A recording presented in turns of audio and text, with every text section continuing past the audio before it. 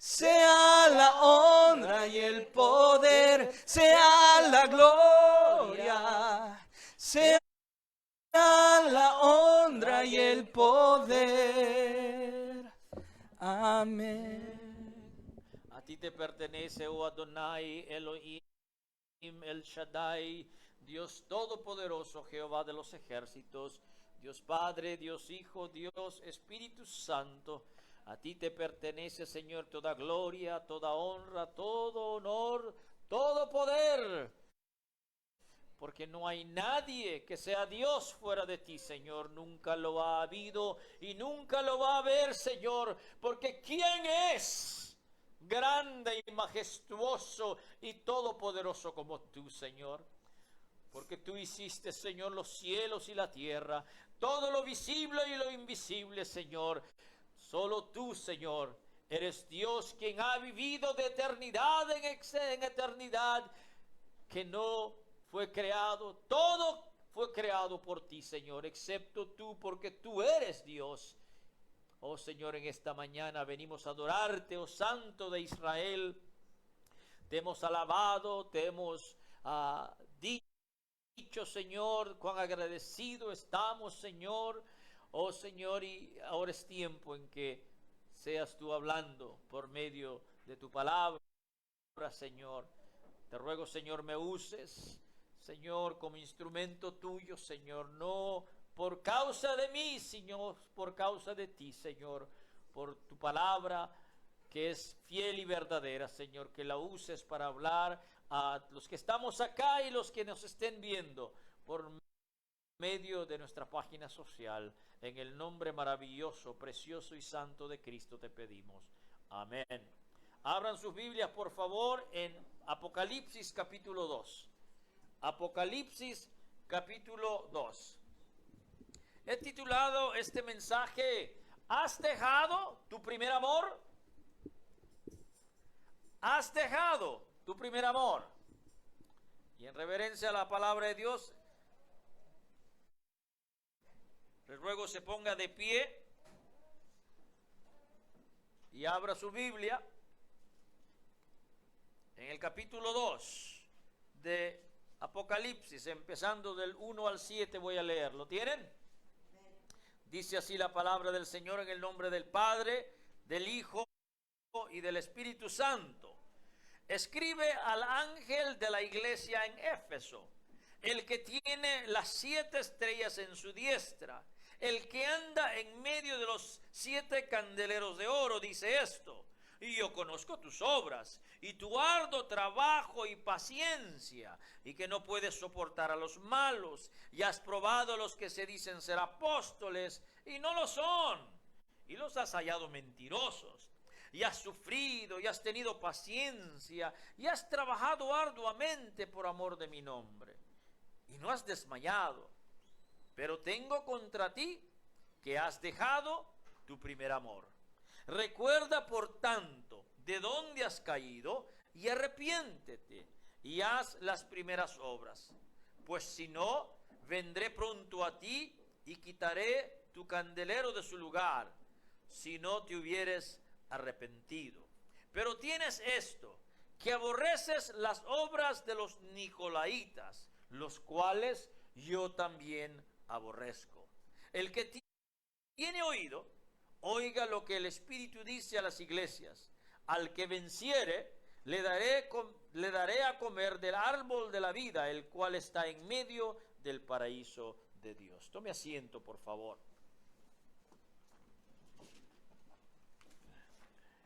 Uno de los grandes problemas con los creyentes es que al pasar el tiempo dejan a un lado su primer amor, y puede que usted sea uno de ellos.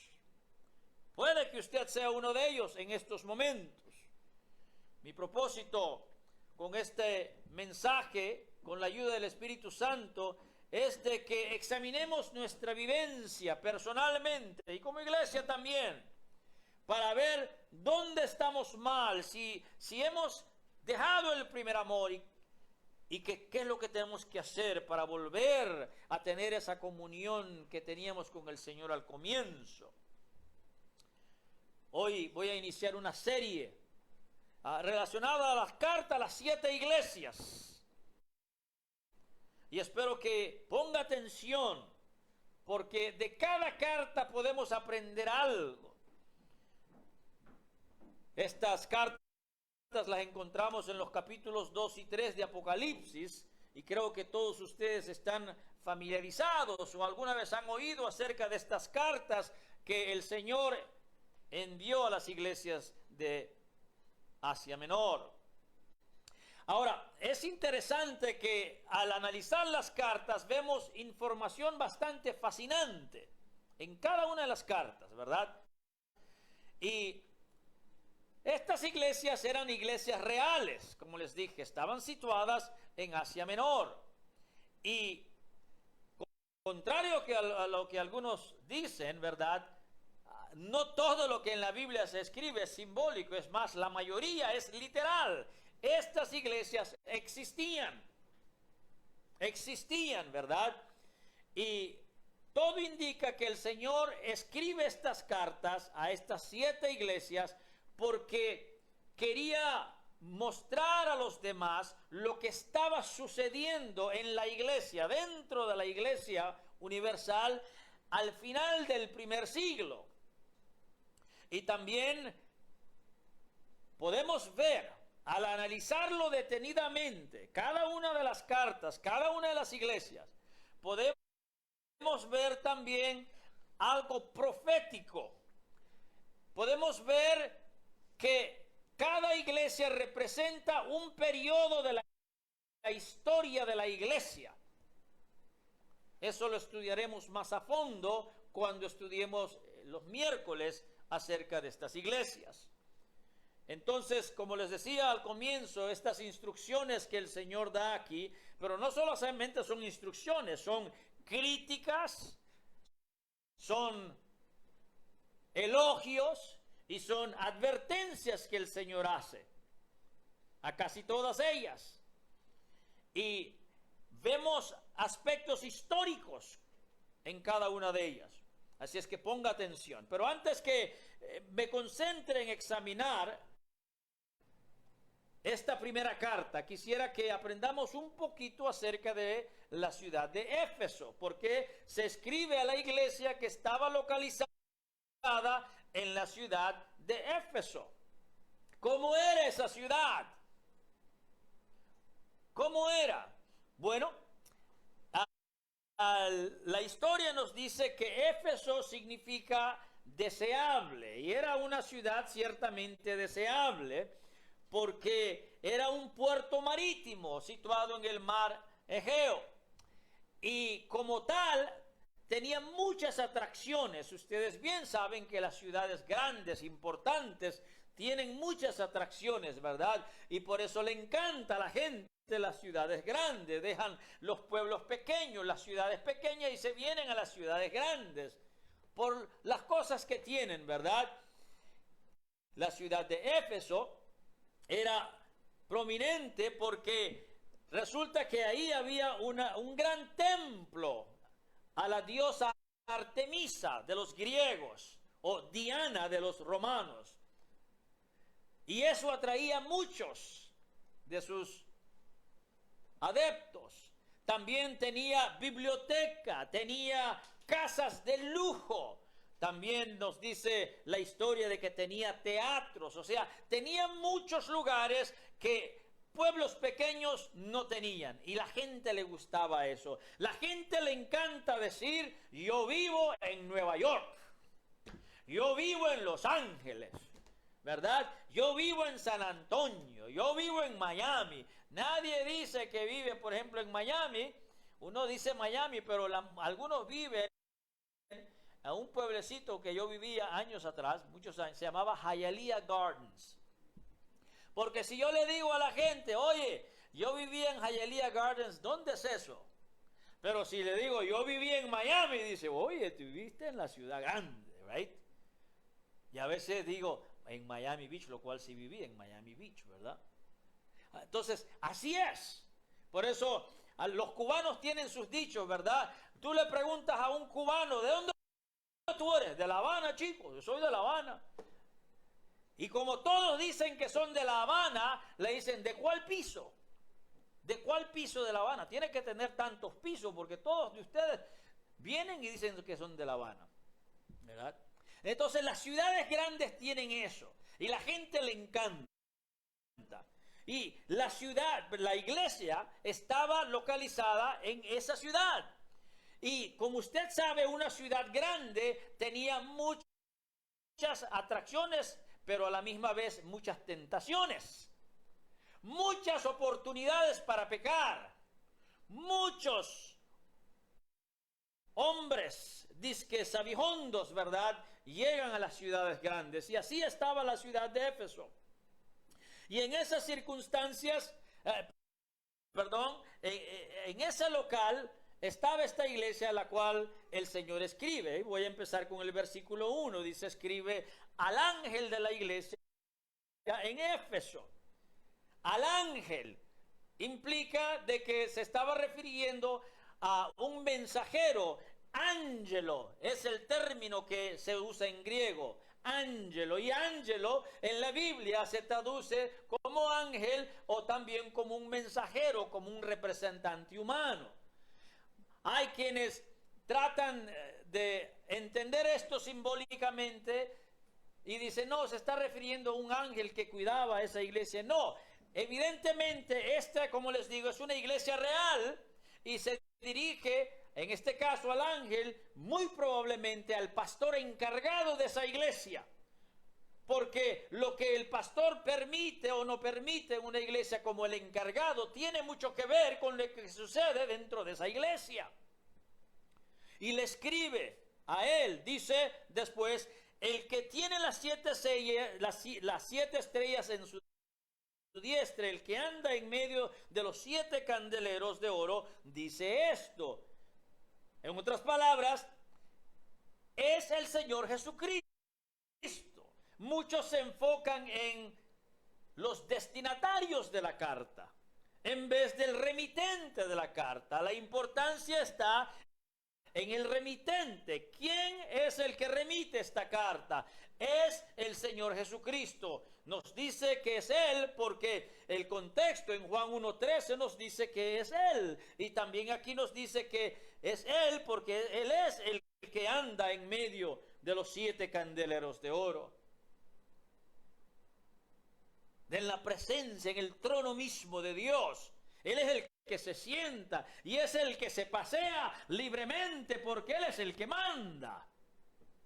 Él es el que escribe. Esto es muy importante porque no es una determinación o una crítica o una advertencia de Juan a esta iglesia. Es del mismo Señor Jesucristo. Y usted lo debe tomar porque por medio de esto el Señor te está hablando a ti. Y no lo tome como si fuera mío. Es el Señor que te está diciendo dónde estás actualmente espiritualmente. Versículo 2 dice, yo conozco tus obras. Olvídate de los demás. Yo conozco tus obras, dice el Señor. Y tu arduo trabajo y paciencia y que no puedes soportar a los malos y has probado a los que dicen ser apóstoles y no lo son y los has hallado mentiroso. Si usted se enfoca en los versículos 2 y 3, si usted va a encontrar por lo menos 6 elogios. El primer elogio es por el arduo trabajo y la paciencia de esta iglesia. Esto es muy importante. Pongan atención. Comienza con el arduo trabajo y paciencia. Todo indica entonces que esta iglesia era una iglesia trabajadora, enfocada en hacer obras para Dios. Y lo hacía en medio de la persecución que estaban viviendo. Esta carta se escribe alrededor, probablemente, Apocalipsis, entre el año 95 y 100. Había una persecución horrible contra la iglesia. Y la iglesia en medio de eso estaba trabajando para Dios. He aquí nosotros y toda la iglesia aquí en Estados Unidos no padece persecución. Pero no estamos trabajando como debemos de trabajar. Hay muchas iglesias que trabajan ciertamente, pero no para engrandecer el reino de Cristo, es para engrandecer el reino del pastor, para hacerlo más famoso, ¿verdad? Y para que él se dé golpes de pecho. Mi iglesia es de tanto. Mira mi iglesia, mi iglesia, mi iglesia. No es tu iglesia, es la del Señor. Pero en eso estamos, ¿verdad? El Señor elogia a la iglesia de Éfeso por su arduo trabajo. Después dice, en el segundo elogio dice, por rechazar a los malos. Dentro de la iglesia y fuera de la iglesia hay malos. Es fácil rechazar a los malos de afuera. Pero son los malos de adentro, el Señor dice. Los elogia porque esta iglesia los rechazaba. No queremos malos. Es más, no queremos que ustedes vayan y digan que ustedes son miembros de esta iglesia. La sugerencia aquí es de que eran expulsados. Aquellos que no vivían como debían de vivir como cristianos eran expulsados. Esa es la idea que se nos da aquí. Y al Señor le agrada esto, porque la iglesia representa a Cristo. Cuando usted como cristiano asiste a esta iglesia y usted vaya afuera y habla y dice y hace cosas que no son como debe ser, usted no solamente ensucia el nombre de esta iglesia, usted ensucia el nombre santo de Cristo Jesús. Y por eso al Señor le agrada, porque esta iglesia estaba dispuesta a rechazar a los malos. Tercero, el Señor los elogia por probar y rechazar a los falsos maestros. Sí, es responsabilidad nuestra hacerlo. Esta iglesia había tenido dos buenos, grandes maestros. Nada más y nada menos que el apóstol Pablo y el apóstol Juan. El apóstol Pablo fundó esta iglesia en su tercer viaje misionero, entre el año 54 y 57 después de Cristo. Estuvo ahí. Un buen tiempo estuvo ahí enseñando en la iglesia de Éfeso. Pero todo indica de que pronto empezó las cosas a cambiar, y más tarde voy a hablar un poquito más de eso. El punto es de que ellos habían tenido buena enseñanza de parte del apóstol Pablo y de parte del apóstol Juan más adelante. Y como habían tenido buena enseñanza, ellos tenían la capacidad de identificar a aquellos que eran falsos apóstoles. Y no solamente de identificarlos, también rechazarlos. Porque no es suficiente que usted conozca quién es falso. Usted sabe, por ejemplo, que Cash Luna es un falso maestro. Si no lo sabe es porque usted no ha sido adiestrado en la sana doctrina. Por eso. Y si usted lo oye, se hace cómplice de él. Y si usted no lo rechaza, quiere decir, repito, que usted no tiene la verdad en usted. Porque si usted tiene la verdad, debe rechazar la mentira, debe rechazar el engaño, debe rechazar a los que son falsos. Falsos apóstoles. Los elogia, dice. No puedes soportar a los malos y has probado a los que dicen ser apóstoles. Has probado, quiere decir, los has examinado y dice, tú eres un falso. Lamentablemente hoy no se hace eso. Muchas iglesias precisamente son dirigidas por los falsos. Y la iglesia, los congregantes, en vez de rechazarlos, los aplauden, los alaban, los escuchan cada rato y promueven sus nombres. Capaz que usted sea uno de ellos, porque yo sé que ustedes escuchan mensajes en YouTube y qué sé yo. Tenga mucho cuidado. Por cómo una persona que deja la verdad y escucha la mentira va a seguir en la verdad. No se puede. Tú no puedes seguir en la verdad si dejas la verdad. Tú no puedes vivir la verdad si aceptas la mentira. No puedes. Y el Señor elogia esta iglesia por eso. Ahora en el versículo 3 dice, y has sufrido y has tenido paciencia y has trabajado arduamente por mi nombre y no has desmayado.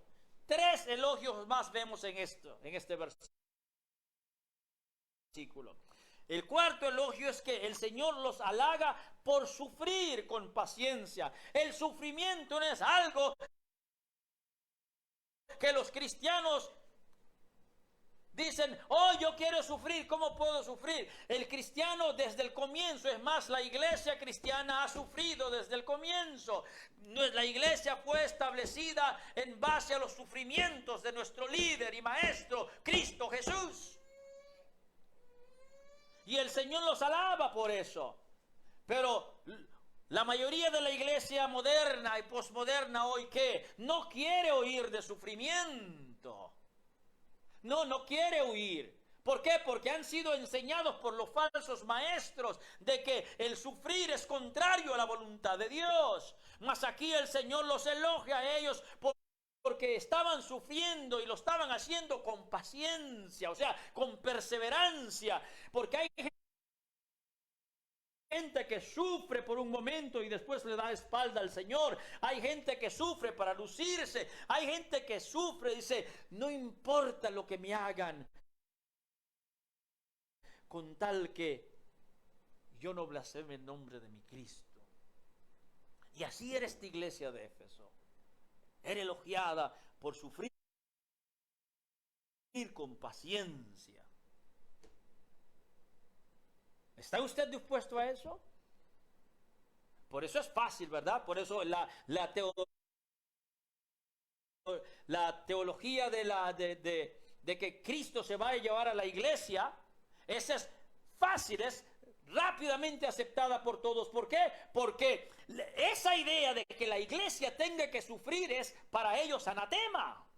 Cuando vemos en la Escritura que así comenzó la iglesia, con el sufrimiento de nuestro Señor, y ha seguido. Está terminando el primer siglo y el Señor los elogia porque estaban sufriendo y lo estaban haciendo con paciencia, con perseverancia. Porque el cristiano ha sido advertido por su Señor.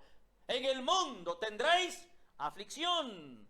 Después de muchas tribulaciones entraréis al reino de los cielos, dice el Señor. Pero hoy no queremos oír eso. Queremos la vida suave. Y si algo nos empieza a afectar, ya empezamos a tirar lágrimas de cocodrilo y quejarnos con Dios. Ay, Señor, pero mira que yo vengo a la iglesia. Ay, pero. Por eso es mucho, ¿verdad? Son famosos estos que declaran y esto y que el otro. ¿Por qué? Porque la gente eso es lo que quiere oír. No quiere oír de estas cosas. Quinto, el Señor los halaga por trabajar arduamente por amor de su nombre. Muy interesante esto. 6 elogios, ¿verdad? Pero solo enfoquémonos en 2 versículos. 2 versículos. En cada versículo aparece la palabra trabajar. Tenga eso en cuenta porque la semana pasada les hablaba de que recibimos al Espíritu Santo por fe. Y otros querían hacer esfuerzos personales, lograrlo por su propia cuenta, por sus buenas obras. Y la iglesia está siempre en esa tensión, y usted vive en esa tensión. Tengo que ganármelo, tengo que, a ver cómo agrado a Dios, a ver cómo me bendice, porque hemos aprendido tantas cosas así de por pedazos y nos dicen, tienes que agarrar, tienes que reclamar, así como Jacob, reclama la bendición, right? O sea, tienes que esforzarte, ya no es por fe. Aun cuando dice la Biblia, el justo por la fe vivirá. No, tienes que ganártelo, tienes que reclamarlo. Y aquí en estos 2 versículos, en el primero, no sé si se fijó, dice, yo conozco tus obras y tu arduo trabajo. En el versículo 3, y has sufrido y has tenido paciencia y has trabajado arduamente. La iglesia de Éfeso era una iglesia trabajadora. El Señor los elogia por eso, pero tenga mucho cuidado. Usted puede trabajar fuertemente para el Señor, pero no agradar al Señor. Y ahorita lo voy a ver en el versículo 4, cuando el Señor los critica, ¿verdad? Entonces, trabajaban arduamente por amor de su nombre. No es de que esta iglesia no tuviera amor por Dios, tenían amor por el nombre. Pero no era en base al primer amor. Usted trabaja para Dios, viene a la iglesia, pero es en base al primer amor, ¿o por qué lo hace? Es diferente el primer amor que el amor que ha pasado tiempo, ¿verdad? Ustedes que han estado, y yo también he estado enamorado, y estoy enamorado con aquella chica, ¿right? No comenzó así nuestra relación, pero cada día es más, ¿right? Pero ¿sabe qué? Usted sabe cómo es el estar enamorado. Pupa, pupa, pupa. Habla. ¿Y de qué hablan? El papá le dice a la niña, oye, pero ¿qué le ve a ese muchacho narizón, orejón y feo? Es que está lindo, dice. Está enamorada. Entonces, y así, ¿tú te acuerdas cuando tú aceptaste a Cristo? Cuando realmente te arrepentiste de tu pecado, de tus pecados y maldades. ¿Te acuerdas cuando el Señor te sacó del lodo cenagoso del pecado? ¿Por qué hacías las cosas? Y compáralo con hoy. Bien sabrás lo que significa y lo que el Señor está diciendo ahora en el versículo 4, cuando dice, pero tengo contra ti que has dejado tu primer amor. Pero antes que hable ahí, el sexto halago es de que el Señor los halaga por no desmayar en su fe. Dice, no has desmayado, porque hay quienes desmayan. Sí, hay quienes desmayan, van caminando y desmayan. Este camino es muy difícil, dice. Y en la parábola del sembrador aprendemos de estas cosas. ¿Cuántas personas usted conoce que han desmayado, o sea, que se han apartado del camino de Cristo? Se han desanimado porque empiezan a poner su mirada, porque miren al hermano Ramiro, miren a la hermana Sisler, miren a la hermana Ivonne, miren a la hermana Amy, miren a la hermana Sara, miren a la hermana Stephanie, ¿ah? Y dicen que son cristianas, right? Entonces dice, no, por eso el Señor dice, puesto los ojos en Cristo Jesús, porque todas ustedes son imperfectas, fallan y van a fallar. Yo les fallo, nunca ponga su mirada en mí, es en Cristo. Y estos seguían sin desmayar en su fe. Y así debe estar usted. O sea que esta iglesia, en término general, como pudiéramos decirlo el día de hoy, estaba bien. Pero el Señor dice, no, estás mal. Versículo 4. Pero tengo contra ti que has dejado tu primer amor. Era una iglesia ejemplar en muchas áreas, pero estaba fallando en lo más importante, porque lo más importante de la vida cristiana es el amor por Dios, pero no es el amor ya de sobras, el amor porque tengo que hacerlo. No es lo mismo tengo que hacerlo que quiero hacerlo. No es lo mismo tengo que amar a mi esposa que quiero amar a mi esposa. En el primer amor es algo nato, un anhelo del corazón que nace. Tú vienes a la iglesia porque quieres estar con tu Señor. Das porque quieres dar. dar porque el Señor te ha dado. Todo lo haces con un deseo real, pero ahora lo haces a regañadientes. Vienes porque quieres de alguna manera ganarte el favor de Dios, por distintas razones. Pero no es por el primer amor. Y eso es lo que el Señor le estaba diciendo a la iglesia de Éfeso. Sí, ustedes están trabajando en todas estas cosas. Los elogio por eso. Pero hay algo muy importante que tengo contra ustedes. Que han dejado su primer amor. Ese es el amor apasionado. Cuando hacemos las cosas con pasión para Dios. En vez de simplemente hacerlo porque tengo que hacerlo. Porque Él me dice que lo haga, entonces lo voy a hacer. Right? O sea, ve una milla. Es lo que me pidió, es lo que voy a hacer. Algunos hasta poquito, bueno, casi es una milla, ¿no? Al comienzo tú ibas 2, 3, 4 y 5 y querías más, ¿verdad? No esperabas nada a cambio, te daba gozo poder caminar las millas para el Señor. Hoy todo te duele, todas excusas habidas y por haber sacas. Y es lo que el Señor le dice a la iglesia de Éfeso y te dice a ti hoy en día. Has dejado tu primer amor. ¿Y cómo fue que esta iglesia dejó su primer amor? Preguntará usted. Si tuvo dos grandes maestros, Pablo y Juan. Les decía que Pablo fundó esta iglesia en su tercer viaje misionero. Estuvo 3 años casi ahí. Pero ya vemos que pronto estaba surgiendo problemas. Él se fue y cuando él escribe a Timoteo en su primera carta, ya vemos ahí los primeros indicios. Solo unos 2-3 años después, en el año 61, cuando él escribe la carta a Timoteo, ya vemos que hay problemas. Oiga lo que dice Pablo a Timoteo en su primera carta.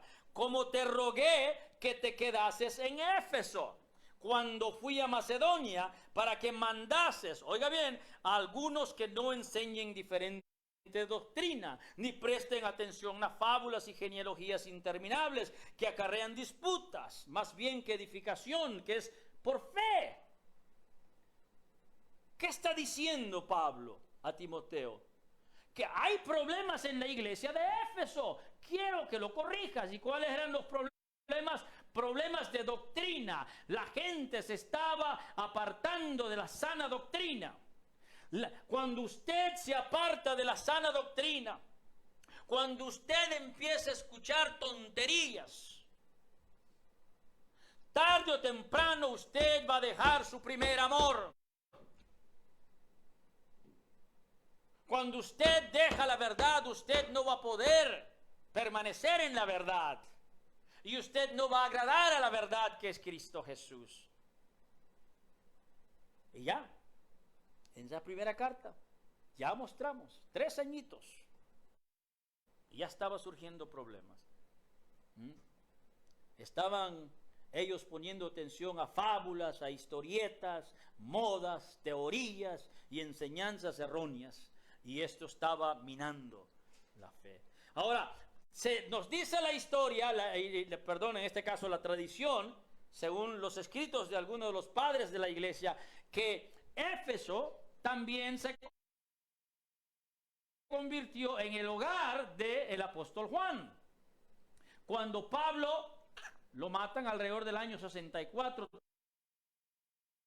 todo indica de que Juan vino a Éfeso y empezó a pastorear esa iglesia. Y se dice también de que Juan se trajo consigo a María, a la madre del Señor Jesús. ¿Recuerdan? El Señor, estando en la cruz, le encargó y le dijo: he ahí a tu madre. Y él no dejó esa orden. Y según estos padres de la iglesia, Juan agarró a María y se lo llevó a Éfeso, porque él fue a Éfeso y estuvo pastoreando ahí por mucho tiempo, hasta que fue llevado cautivo a la isla de Patmos alrededor del año 95. Y cuando él se fue, se cree que él estuvo preso entre 18 meses a 2, 3 años, Juan, en Patmos. Y en ese periodo de tiempo, la iglesia empezó a desviarse.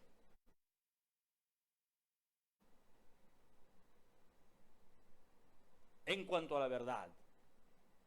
Y ahí es como surge la pérdida del primer amor, ¿verdad?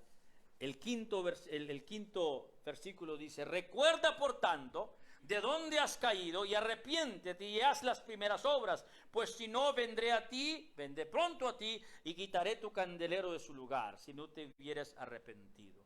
En estas palabras encontramos recordatorio. Recuerda, hermano Ramiro. ¿Te acuerdas dónde estabas?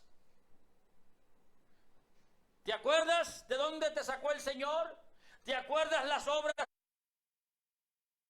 que hacías al comienzo? Al examinarte ahorita, ¿estás haciendo las mismas obras que al comienzo? ¿Te acuerdas, Stephanie? ¿Te acuerdas, hermana Ivonne? ¿Y todos nosotros? Recuerda, acuérdate, dice, recuerda por tanto de dónde has caído y arrepiéntete, porque dejar el primer amor es pecado. Si el Señor dice que nos arrepintamos es porque es pecado. Donde no hay pecado no hay necesidad de arrepentimiento. Pecado, vuélvete, dice, pero arrepentido. ¿Y por qué muchos siguen igual? Vez tras vez, tras vez, tras vez, tras vez, siguen igual. Usted puede venir 1,000,000 de veces a la iglesia, pero usted no va a agradar a Dios y usted no va a cambiar cuando el Señor ha dicho que has dejado tu primer amor y tú te resistes a arrepentirte. Tienes que arrepentirte. Tienes que arrepentirte. Dice, arrepiéntate y haz las primeras obras, porque no es solamente, oh Señor, tú sabes que ya no estoy haciendo las cosas como antes, ya no tengo esa pasión como antes, oh Señor, perdóname. No es suficiente, dice, haz las primeras obras. Si estás arrepentido, entonces empieza a hacer las obras de antes. Y aquí la advertencia, pues si no, vendré pronto a ti y quitaré tu candelero de su lugar, si no te hubieras arrepentido. Porque lo otro no se puede, tú no puedes volver a las obras primeras si primero no te arrepientes. Así funciona esto, ¿verdad? Entonces, debemos de tomar esto muy en serio, porque este mensaje a esta carta no es solamente para el ángel, sino también para la iglesia. Este mensaje no es para aquel, es para usted. No voltee a ver a otros, es para usted, es para ti. Es para ti. Es para ti. Versículo 6 dice, pero tienes esto. Este es el séptimo elogio. Pero tienes esto, que aborreces las obras de los nicolaitas, los cuales yo también aborrezco. Está conectado con lo que el Señor le dice a la iglesia de Pérgamo. Los nicolaitas. Hay algunos que dicen que los nicolaitas eran seguidores de Nicolás, uno de los primeros 7 diáconos. Según dicen que él se apartó del camino y empezó a enseñar cosas que no debía de ser. Entre ellas, tal como Balaam, le enseñaba al pueblo a cómo deshonrar a Dios, idolatrando, adorando ídolos y cometiendo promiscuidad sexual. Y el Señor dice que Él aborrece a los nicolaitas, y esta iglesia los aborrecía también. Nosotros debemos de aborrecer todo esto, debemos de aborrecer todo aquel, no solamente aborrecer, rechazarlo, como antes los elogiaba. Si alguien de aquí promueve la promiscuidad sexual, ya sea como el transgenerismo, la homosexualidad, el adulterio, todas esas cosas, tenemos nosotros que pararnos firmes y decir, fuera, aquí no hay lugar para eso. Si son falsos profetas, no, fuera. Aquí no hay lugar para eso. Entonces se irán todos, bueno, que se vayan, pero el Señor los elogió porque esta iglesia era firme en eso. Pero su problema estaba en el amor por Dios, pero con pasión. Con pasión. Por último, el versículo 7 dice, el que tiene oído, oiga lo que el Espíritu dice a las iglesias. Al que venciere, le daré a comer del árbol de la vida, el cual está en medio del paraíso. ¿Tú tienes oído? Tienen todos oído, ¿verdad? Ah, Carol, can you hear? George, can you hear? Es para ti. En otras palabras, cuando dice el que tiene oído para oír,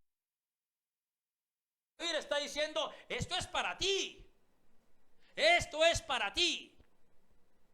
Es para mí. Es para todos. Es para el que nos está viendo por nuestra página social. Es para ti. ¿Has dejado tu primer amor? No te engañes. El Señor lo sabe. Tú lo sabes. Si sigues engañándote,